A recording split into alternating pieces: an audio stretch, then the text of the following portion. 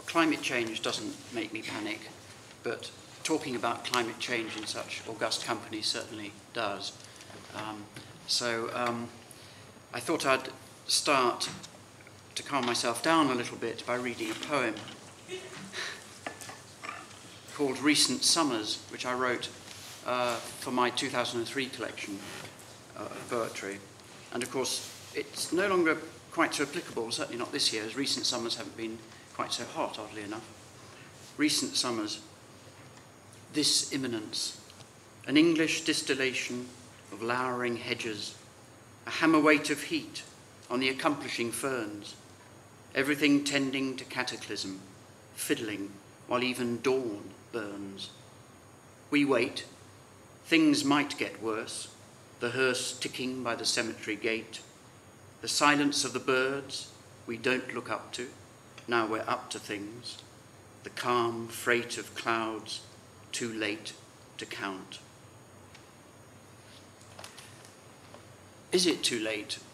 Well, if the planet was a boat and there was a captain, we'd no doubt be leaving it now in a not so orderly manner. I saw the curiously bloated face of Total's company director on television recently, a waggish little moustache stuck on his upper lip, signing an oil contract in the Congo and condemning yet another nation to continuing corruption and mayhem. Not much sign of panic there, or even mild anxiety. As for the majority of world citizens, who are not an active part of the spoliation, but merely in helpless collusion with it, there may be a deep substratum of panic, but layered over by thick slabs of disbelief and delusion. The figures are too grandiose, the scenario too mythical, and because the notion of the end of days is not translated into a single event, but into piecemeal, near-invisible systems breakdown, our collective imagination hasn't the capacity to trigger our nervous system into action. Panic was said to be induced by the god Pan, whose sudden, invisible presence in a wood would cause unreasoning terror. The invisible bit is important. When crowds panic, most of them haven't seen the cause. Their behaviour is necessarily beyond the control of reason. Their legs move first, infected by the others, and the unlucky are trampled underfoot. Panic measures are usually short-term and not always effective, as the world saw after 9/11, which definitely caused panic, both on the ground and in the political engine houses.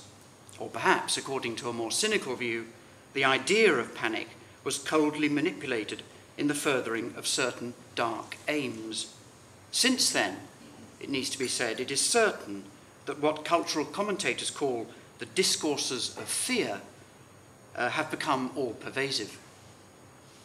If we follow that unreasoning element in the word's definition, then maybe the resort to nuclear power and the fevered search for more oil fields, to take just two examples, are symptoms of panic, because both are a solution just as bad as, if not implicated in, the problem. The third element, sudden, is what's missing. Al Gore's film on climate change got no one rushing out into the street. Governments reacted to maps of shrinking ice sheets by making the right speeches over empty gestures, window-dressed a little, and then instantly dropped any mention of green policies the moment petrol prices shot up. Neither politicians nor the ordinary citizen are running anywhere, and they've had about 30 years to do so. Mind you, one reaction to Pan's footfall was paralysis, not so much the rapid response as the rabbit response. Perhaps we're all frozen rabbits, hoping the danger will pass. But this particular danger, apparently, will never pass. It is the real totalizing thing, like death itself, or like the unfashionable nightmare of nuclear war, and, incidentally, a nuclear winter that I was brought up with.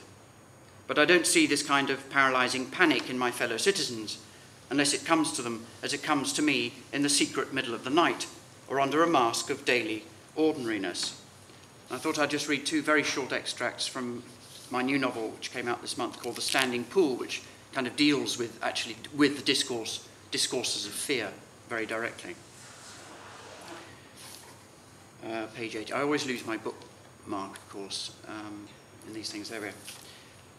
Two historians take a sabbatical, 6-month sabbatical from Cambridge, two academic historians in the south of France, in Languedoc, in this old farmhouse. First one is Sarah's reflection.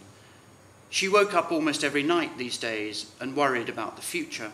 Nick said that when he was a student, no one really believed they would escape a nuclear holocaust, that humanity tends towards apocalypse when confused. But she didn't find this at all reassuring. She tried to picture the worst-case scenarios, but it was always like a bad epic film. Squalid, tormented extras clawing at each other, parched and hungry, overacting, amateurish. No, she thought, we'll still make light of it all when we can. The English will stick together, though no notion of a nation will remain, and we'll queue at the river or the lake and be laughed at, tormented by a kind of exaggerated species of gnat. We'll make jokes and gossip, veer between embarrassment and sudden bursts of what used to be quaintly termed yobbery. We'll keep our chins up and pass the time in hope. My children will be there among the hordes. They'll be rumpled and prematurely old, wondering what happened to their childhood, the halcyon days. Then she'd want to cry each time and would feel the beginnings of a real terror threshing in her stomach, as right now, while Nick snored gently beside her in this strange bed, in this strange house, in this strange country. And even in Cambridge, in her own home, she had felt this. And now this is Nick's reflection. He's an oil, his specialism is the history of oil, by the way, he's an ex-Marxist.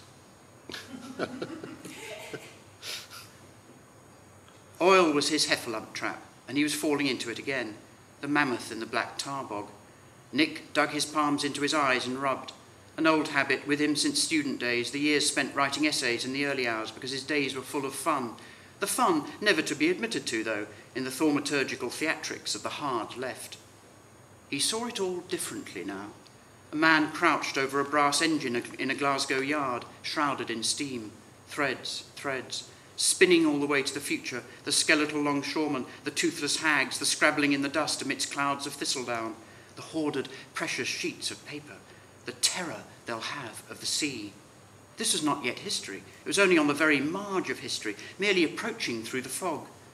But they were already shouting at him from the future, from behind the thick pane of unbreakable glass that surrounds the present tense like a bubble. Help, they were shouting. Do something, now, while there's still time, for pity's sake. Do something.